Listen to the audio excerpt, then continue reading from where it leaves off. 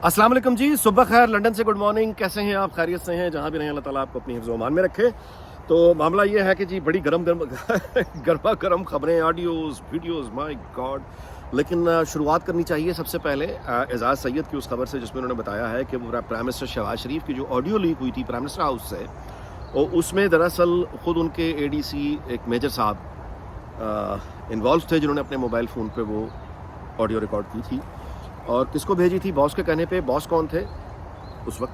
General फैज़, core commander Bahawalpur थे, क्योंकि वो अफसर साहब जो थे वो पहले जनरल फैज़ के साथ थे बतौर DGI। जब वो कोर कमांडर के तौर पर पेशावर शिफ्ट हुए तो जाने से पहले इन मेजर साहब को इमरान खान के हवाले कर गए थे। इमरान खान की हुकूमत तब्दील हो गई, ये वहीं पे रहे।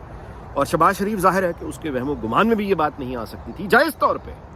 यानी अगर शहबाज शरीफ से कोई गलती हुई है तो ये हुई है कि उसने अपने इदारों पर एतमाद किया, उसने अपनी हुकूमत पर एतमाद किया, उसने अपने स्टाफ पर एतमाद किया, उसने उस वर्दी पर एतमाद किया जो वो पहन के खड़े हुए थे ADC साहब। यानी वो सोच भी नहीं सकता था बतौर वज़ीर आज़म कि ये ADC जो है ये एक यानी बिलोंग्स टू पाकिस्तान आर्मी, ये रूल्स को फॉलो करेगा। लेकिन ज़ाहिर है कि वैसा नहीं हुआ। और उसके बाद फिर एजाज़ सईद ने बताया कि उन्हें कहा भी कुछ नहीं गया, लेकिन बहरहाल उन्हें अब हिरासत में ले लिया गया। फ़ौज अपने तौर पर तफ्तीश कर रही है और कार्रवाई भी करेगी, हमें उम्मीद रखनी चाहिए। मैं इस चीज़ से दो जो नतीजे आपकी गुजारिश करना चाह रहा हूँ। नंबर 1, एक तो ये कि ये एक मिसाल हमें वाज़ेह करती है कि वो पुराना सेटअप चला गया है, लेकिन उसका जो असरात हैं वो कैसे महकमों पर अभी बाकी हैं। ये तो सिर्फ एक प्राइम मिनिस्टर हाउस के अंदर प्राइम मिनिस्टर के साथ ड्यूटी करने वाला एक फ़ौजी वर्दी में एक ऑफिसर जो है वो अपने फ़ोन पर प्राइम मिनिस्टर की बात रिकॉर्ड करके आगे भेज रहा है। तो आप अंदाज़ा लगाएं ना कि बाकी फिर इदारों में जो सिविल और रिटायर्ड और इस तरह के जो लोग हैं वो अभी तक लड़ाई चल रही है। ये जो निगरान हुकूमतों की टेक्नोक्रेट सेटअप पर 2 साल के लिए 3 साल के लिए जो मार्केट में चीज़ें फेंकी जा रही है, ये इत्तफाक नहीं है, ये सब वही रेजिस्टेंस है। यानी जनरल बाजवा इमरान खान चले गए हैं, जनरल फैज़ चले गए हैं, पीछे से बाकियात जो है वो बाकियात इमरान खान की बाकियात वो इमरान खान की जो बाकियात है वो अभी यानी एक्टिव है, बैठी तो लड़ाई अभी जारी है। आगे चलिए, देखिए सतूर ने बताया कि ये जो 6 वीडियोस बताई जा रही हैं इमरान खान की जो रिलीज़ होंगी, उनमें जहाँ तक तो किसी खातून के साथ उसका कोई वीडियो है या किसी मर्द, ये सब गलाज़त है। मैं अब इस पर कोई तबसरा नहीं करता, लेकिन मैं तबसरा करूँगा वो जो मज़हब वाली वीडियो बताई है सतूर ने, वो चिंगारी है। मैं आपसे गुजारिश करूँ, मैं इमरान खान की सियासत का, उसको लाने वालों का, उसके तरीक़ा जो भी रहा इमरान खान का, मैं उसकी शदीद तरीन मुखालफत करता रहा हूँ, करता हूँ और प्रयास यही करता रहूँगा, क्योंकि वहाँ पर मुझे कम अज़ कम बेहतरी के आसार नज़र नहीं आते। लेकिन शदीद तरीन नाक़िद होने के बावजूद इमरान खान उसकी सियासत का मैं आपसे अपील करता हूँ, गुजारिश करता हूँ, नुक्ता नज़र बयान करता हूँ, रिकॉर्ड पर बयान करता हूँ कि कल मैंने ट्विटर भी किया था, वीलॉग में भी कह रहा हूँ कि मज़हब के हवाले से अगर उसने कोई बकवास की है इमरान खान और वो रिकॉर्ड हो गई है तो इस तरह की वीडियो को सामने नहीं आना चाहिए, बिल्कुल नहीं आना चाहिए। उसकी मुनाफ़कत, उसकी दीन फरोशी, मज़हब फरोशी, बहुत लोग इसके ख़िलाफ़ बोलते हैं। उस कबीले में पीछे छोटा सा खड़ा हुआ मैं कदरा सिपाही, वीलॉग देखने वाले ये जानते हैं कि मैंने मज़हब फरोशी और मजहबी मुनाफ़कत और दीन फरोशी के ख़िलाफ़ आवाज़ उठाई है, हमेशा बोला हूँ। लोगों को नाम ले लेके कहा है कि वो देखो दीन फरोशी कर रहा है, वो देखो मज़हब फरोशी कर रहा है। इमरान खान उनमें शामिल है, उसकी बीवी बुशरा बीबी की इसमें शामिल है। लेकिन पहला ख्याल तो यही आता है कि ठीक है दीन फरोश है, लेकर आओ लोगों के सामने, पता चले लोगों को इसकी हकीकत क्या है। ये तो बकवास करता है इस्लाम के बारे में, ये तो बकवास करता है मुक़द्दस हस्तियों के बारे में, लोगों को पता चले। पहला गुस्सा भरा जो जज्बाती ख्याल है वो यही आता है। लेकिन मैं आपसे गुजारिश करूँ उसमें कबाहत करें।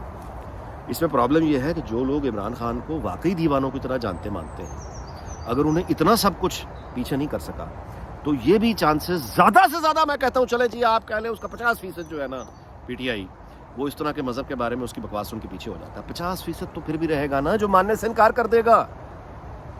अच्छा, अभी तक ये सियासी लड़ाई है या एस्टैब्लिशमेंट एंटी एस्टैब्लिशमेंट वाली लड़ाई है। जब इसमें मज़हब आ गया तो पूरी माशरे में चली जाएगी।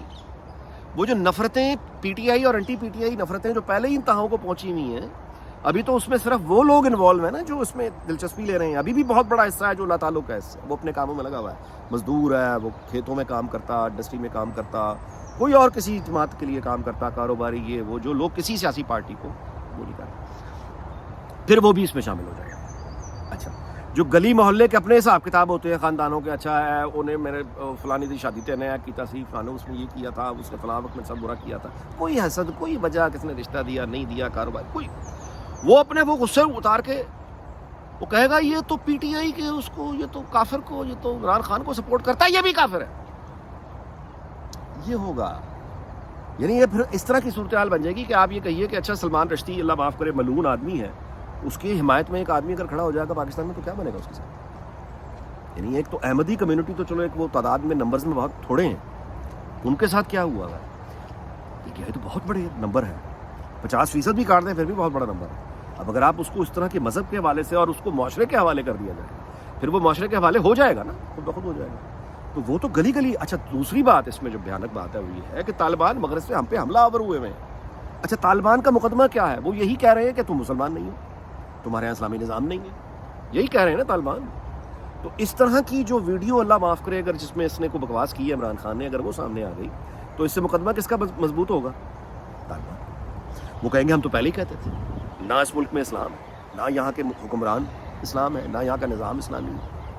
اور یہ عمران خان کی تو آڈیو سامنے آ گئی ہے, دراصل یہ سب ایک ہیں, یہ جتنے بھی حکمران ہیں یہ سب مذہب کے بارے میں ایسے ہیں, لہٰذا وہ ان کا مقدمہ مضبوط ہے. خود ہمارے ہاں اجتماعی شعور کی حالت یہ ہے کہ ہم نے ایک یعنی ایک معصوم ترین بات کو اندر بھی فساد ڈال دیا ہوا ہے کہ تو مسلمان پہلے ہو یا پاکستانی پہلے ہو, حالانکہ ان دونوں کا آپس میں تعلق ہی کوئی نہیں. ایک آدمی ایک ہی وقت میں بیٹا بھی ہے, شوہر بھی ہے, کسی کا ہمسایہ بھی ہے, کسی کا ملازم بھی ہے, کسی کا مالک بھی ہے, کسی کا باپ بھی ہے, تو وہ اپنے مختلف رولز, یعنی اس میں کوئی خلاف نہیں. اب یہ جاہلانہ بات ہے کہ کوئی جس طرح عام طور پہ کوئی بھی مطلب کہے کہ جسے پہلے یہ بتاؤ پہلے میں ہوں یا یہ ہے, بچے سے پوچھے پہلے ماں یا باپ ہے, ماں خود ہی پوچھ رہی ہے, باپ خود ہی پوچھ رہا ہے, بچہ کیا کرے, یہ اس طرح کی. اچھا تو ہمارے ہاں یہ بھی فساد بنا دیا گیا, سوال کے اندر فساد کہ تم پہلے مسلمان ہو یا پاکستانی. تو جواب اب اجتماعی شعور یہ دے گا کہ ہم پہلے مسلمان ہیں, حالانکہ آپ ایک ہی وقت میں مسلمان بھی ہیں پاکستانی بھی, ان کا کوئی آپس میں تعلق ہی نہیں ہے. پاکستان ایک ریاست کا بندوبست, رہنے کا بندوبست ہے جو کانسیپٹ ہی 100 سال پرانا ہے, دیٹس اٹ. ان کو لیکن بنا دیا گیا. اب اس طرح کی سوسائٹی میں جب یہ معاملہ آئے گا تو ہمارے وہ تمام انتہا پسند پھر اٹھیں گے دوسری طرف سے, وہ کہیں گے یہی سوال لے کے پہلے مسلمان ہو یا پاکستانی ہو, پہلے مسلمان ہو یا پی ٹی آئی کے ہو. پھر یہ سوال کھڑا ہو گیا اور اوپر سے طالبان نے اٹیک کیا. چلیں آگے چلیں. بات یہ ہے جی کہ یہ جو عوامی دباؤ اور سماجی دباؤ, یہ بے شک یہ میجر صاحب کے حوالے سے آیا, آزاد سعید نے بتا دی نا, بات آ گئی نا باہر, نہیں رک سکی. یہ امید کی کرن ہے پرامن تبدیلی کی طرف. سماجی دباؤ, عوامی دباؤ, یہ پرامن تبدیلی ہے کہ لوگ اپنے اپنے دائروں میں rules of the game follow کریں. سیدھی بات ہے, آئین کی بالادستی, قانون کی بالادستی, یہ پرامن ہے. اور میری دل کی گہرائیوں سے دعا ہے کہ پرامن عوامی دباؤ سے لوگ آہستہ آہستہ, مے بی زیادہ ٹائم لگے, مے بی کم ٹائم لگے, لیکن یہ اپنے اپنے دائروں میں واپس جائیں عوامی دباؤ سے, کیونکہ اس سے اگلا مرحلہ پھر وائلنس کا ہوتا ہے. آگے چلیں. ظاہر ہے کہ بہت جاوید چودھری کا وہ والا کالم جس میں اب وہ پی آر کالم جو جنرل قمر جاوید باجوہ کے لیے لکھا گیا, جس میں بتایا گیا کہ وہ چائے کے ایک رس ڈبو کے کھاتے ہیں, سادے سے گھر میں رہتے ہیں, بلا بلا بلا. اس میں پہلی بات تو اب آپ یہ جان لیجئے کہ یعنی ایک بزنس مین جو بیچتا ہے صحافت کو, کاروبار دوسرا کرتا ہے, اس میں اور صحافی میں کیا فرق ہوتا ہے. ایک تو یہ جان لیجئے, یعنی ایک جینون اینکر, ایک صحافی, وہ جب اپنا فرض نبھاتا ہے تو اس کا پھر حال کیا ہوتا ہے, اس کی نشانیاں ہم سب کے سامنے ہیں. میں کسی ایک کا نام کیا لوں, کسی کو امریکہ چھپنا پڑتا ہے, کسی کو ملک سے بھاگنا پڑتا ہے, یہ سب آپ کے سامنے ہیں. اور جو اسلام آباد میں بیٹھے ہیں دلیر, یہ مطیع اللہ جان یا ستور جیسے دیوانے, ان کی بھی مالی حالات سب کے سامنے ہیں. جاوید چودھری کے مالی حالات بھی سب کے سامنے ہیں. تو وہ اس طرح کے یہ کالم لکھنے ہوتے ہیں کہ آپ نے غلاظت پر ٹاکی مارنی ہے. اچھا اب وہ مہنگے سے مہنگا بندہ سوٹ پہن لے, مہنگی سی مہنگی ٹائی لگا لے, اس کا چہرہ گواہی دیتا ہے کہ یہ غلاظت پہ جو ٹاکی مارنے والے لوگ ہوتے ہیں, اٹھا کر لے جانے والے, یہ وہ آدمی ہے. وہ چہرہ گواہی دے رہا ہے کہ اصل میں اس آدمی کا جو باطن ہے, کردار ہے, یہ غلاظت پر ٹاکیاں مارنے پر مامور ہے, اور اس کے بدلے میں یہ مالی مفاد ظاہر ہے کہ حاصل کرتا ہے. عمارت آپ دیکھ لیجیے. تو یہ ایک اور غلط فہمی, یہ بہت ساری چیزیں کریکٹ ہو رہی ہیں اور عوامی یوں کہیے عدالت میں پیش ہو رہی ہیں سب کے سامنے. اب کسی نے اگر اس میں سے سبق حاصل کرنا ہو تو بہت آسان ہے. اب بھی اگر آنکھیں بند رکھنی ہے تو وہ چوائس آتی ہے. مثال کے طور پہ پنکی پیرنی کی یہ زلفی بخاری کے جو آڈیو سامنے آئی, اب آپ مجھے بتا دیجئے کون سی دیندار عورت ہے جس کا لب و لہجہ یہ ہوتا ہے جس طرح سے وہ بات کر رہی ہے؟ اچھا پھر یہ کہ تمہارا کام کیا ہے؟ اچھا پھر ذہن میں یہ بات آتی ہے کہ یہ جو زلفی بخاری سے کہا گیا کہ تم مجھ سے کیوں دور ہو گئے، کیا یہی عمران خان کو بھی کہا تھا مانیکا کے نکاح میں ہوتے ہوئے؟ سوال آ جائیں گے. تو یہ والی جو گفتگو ہے یہاں تک تو ٹھیک ہے، آپ دین فروش لوگوں کو، مذہب فروش لوگوں کو ایکسپوز کرتے ہیں کہ ان کی حقیقت کو دیکھو، پہچانو، یہ کرپٹ لوگ ہیں، یہ ڈکیت ہیں، یہ جھوٹے ہیں، یہ مکار ہیں. یہاں تک ٹھیک ہے، بالکل صحیح ہے، سامنے آنا چاہیے. لیکن اگر اس نے کوئی بکواس اس طرح کی ہوئی ہے جو آگ لگا سکتی ہے، تو اس سے میں یہ سمجھتا ہوں کہ ذی شعور لوگ جو ہیں ان کو یہ فساد سے یعنی بچنا چاہیے. یہ ایک عوامی فساد پیدا ہونے کا اس سے خطرہ ہے. جو ہو رہا ہے یہ بہت اچھا ہے، میں آپ سے گزارش کر رہا ہوں نا، عوامی دباؤ، سماجی دباؤ، خبروں کا باہر آنا، ایکسپوز ہونا، یہ بہت اچھا ہے. اب وہ جو درمیانے سائز کے گھر کی جاوید چودھری نے بات کی ہے اس کا دیکھیں، جنرل باجوہ نے اپنی آخری تقریر میں کیا کہا تھا؟ گمنامی میں چلا جاؤں گا. تو یہ جو بار بار کبھی کسی یوٹیوبر کے حوالے سے منصور علی خان نے ہمیں کچھ باتیں بتائیں، پھر جاوید چودھری، یہ جو بے چینی، بےتابی، یہ کیوں ہو رہا ہے؟ نہیں ہونا چاہیے نا، سر کیوں ہو رہا ہے؟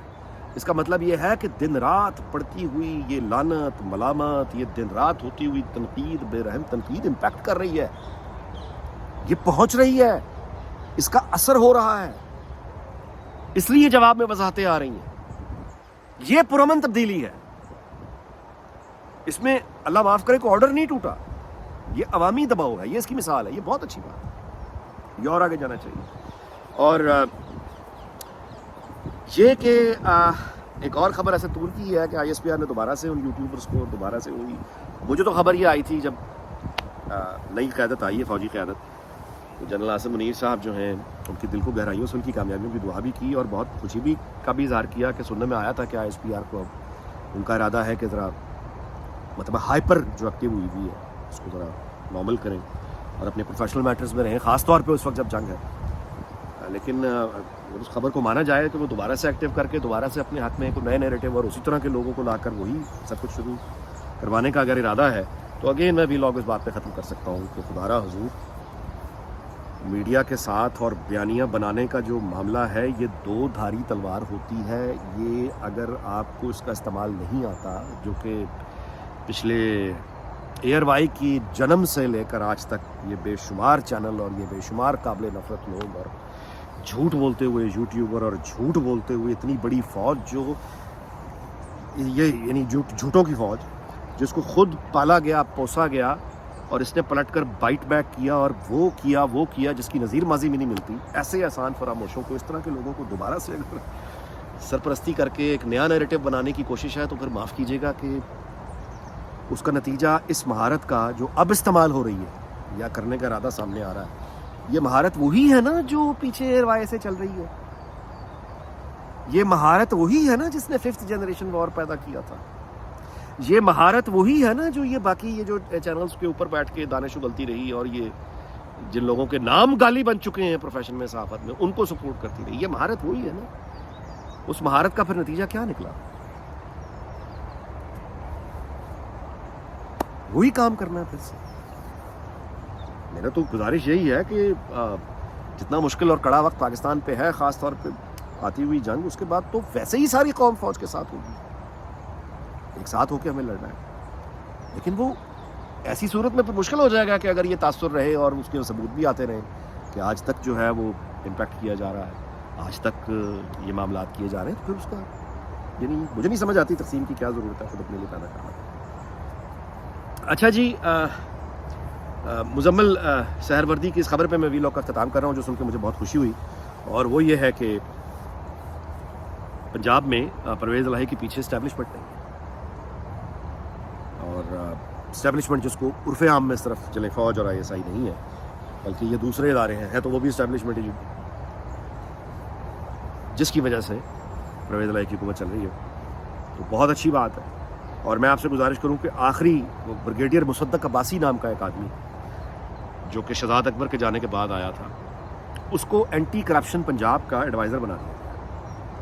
اور اس کی جو پرویز الہی صاحب نے، عمران خان نے اس کی جو ڈیوٹی ایک لگائی ہے بریگیڈیئر صاحب کی، وہ یہ ہے کہ PMLN کے جو لوگ ہیں ان کو راؤنڈ اپ کیا جائے, مارا جائے. کئی کیس 15 سال پرانے, 20 سال پرانے, 18 سال پرانے, اور ان کیسوں کو نکال کے اندر کیا جائے. وہ ٹھیک ہے, اپنا کام ان کا ٹاسک ہے, دیا گیا, برگیڈی صاحب کر رہے ہیں. لیکن اس کا نتیجہ یہ ہے کہ ظاہر ہے ایک طرف بند ہوتے ہوئے انڈسٹریل یونٹس ہیں, دوسری طرف سے منجمد فریز ہوئی ہوئی بیوروکریسی ہے. تاجروں کا حال یہ ہے کہ لاہور خود مال روڈ پہ وہ ہر روز کوئی نہ کوئی احتجاج ہے. وہ تاجر بالکل ان کی, یعنی اگر میں صرف لاہور کی مثال اس لیے دے رہا ہوں مال روڈ پہ, اگر پنجاب کے کیپٹل کا یہ حال ہے تو باقی کاروبار کا کیا حال ہوگا.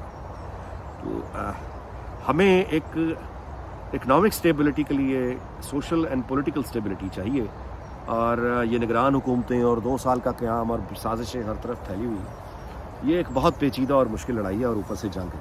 میں دعا کرتا ہوں کہ اللہ تعالیٰ ہمیں خیریت سے اس بحران سے نکالنے میں کامیاب ہو جائے, کیونکہ 27 دسمبر ابھی گزرا ہے. میں جانتا ہوں 27 دسمبر کو جب بینظیر کی شہادت ہوئی ہے, میں کراچی میں تھا, اور میں نے وہ 3 دن کراچی میں گزارے ہیں. بلاول چرنگی میں میرا فلیٹ تھا اور جہاں میں رہتا تھا. تو آئی انڈرسٹینڈ کہ جو 3 دن گفتگو جو ہم نے کراچی میں سنی تھی بینظیر کی شہادت کے بعد,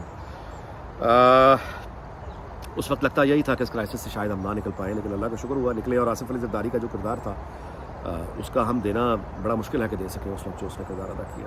پاکستان کھپے کا نعرہ لگا کر اس ہیٹ میں جو اس وقت تھی, تو اس کرائسس سے ہم نکل آئے. تو بس امید یہی رکھنی چاہیے کہ اس کرائسس سے بھی ہم نکل آئیں گے, اور عوامی اور سماجی دباؤ ہی ہوگا جو آخر کار ہر کسی کو بائی دا بک چلنے پر مجبور کرے گا. دوسرا رستہ وائلنس ہے, میں اس کی طرف سوچنا بھی نہیں چاہتا. اس دعا کے ساتھ کہ اللہ تعالیٰ پاکستان کے ہمسایوں کو دنیا بھر کو شاد اور آباد رکھے. اگلے ویلاگ میں آپ سے ملاقات ہوگی. اپنا بہت خیال رکھیے گا. اللہ حافظ.